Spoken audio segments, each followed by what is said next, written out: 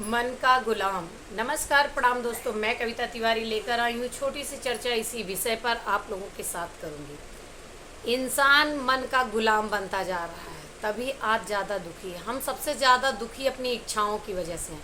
हमारी इच्छाएं बढ़ती जा रही हैं और उस हिसाब से हम धन संचय नहीं कर पा रहे हैं और उसी हिसाब से हम दुखी भी होते जा रहे हैं। मेन बात यह, एक कहानी सुनाती हूँ मैं आपको इसी विषय पर, आपको समझ में आ जाएगा मैं कहना क्या चाहती। एक महात्मा जी एक बाज़ार से निकल रहे थे, वहाँ खजूर की दुकान थी। महात्मा जी को ये देखकर, खजूर देखकर मन हुआ कि मैं खजूर खाऊं, और वो मन ही मन सोचने लगे कि खजूर खाना चाहिए। तो महात्मा जी बोले कि नहीं, मैं नहीं लूँगा। चले गए, घर पहुँचे, पूरी रात सोए नहीं, पूरी रात मन खजूर में ही लगा रहा। फिर दूसरे दिन उन्होंने कहा, नहीं, मैं खजूर को मांग कर नहीं खाऊंगा बल्कि खरीद कर खाऊंगा। वो गए, जंगल से लकड़ियाँ काटी, लकड़ियों का गट्ठर उठाया और उठ नहीं रहा था। बड़ी विवशता से, बड़ी मजबूरी में लाके बाज़ार में लकड़ियाँ बेची और उन लकड़ियों से जो पैसा मिला उसको लेकर गए वो खजूर की दुकान पर। खजूर देखकर मन उनका प्रसन्न हो गया और मुंह में पानी आ गया। सोचा आज तो मेरी इच्छा पूरी हो जाएगी, और खजूर लिया, खरीदा। खजूर हाथ में आते ही महात्मा जी का मन बदल गया।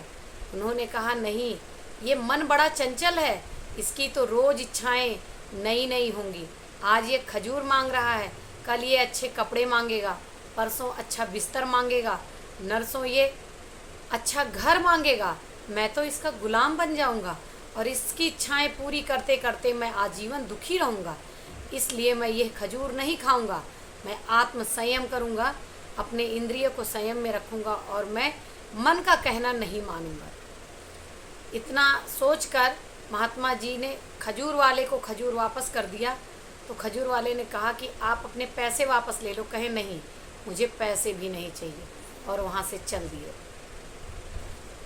इसी तरह से अगर हम अपने इस चंचल मन के कहे में आ गए तो ये मन आज कपड़े मांग रहा है, कल खाने को अच्छा मांगेगा, परसों रहने को अच्छा मांगेगा, नरसों सोने को अच्छा मांगेगा, उसके बाद घूमने को अच्छी अच्छी जगह मांगेगा। ये मन बड़ा चंचल है और सारा दुख का कारण हमारी इच्छाएं हैं।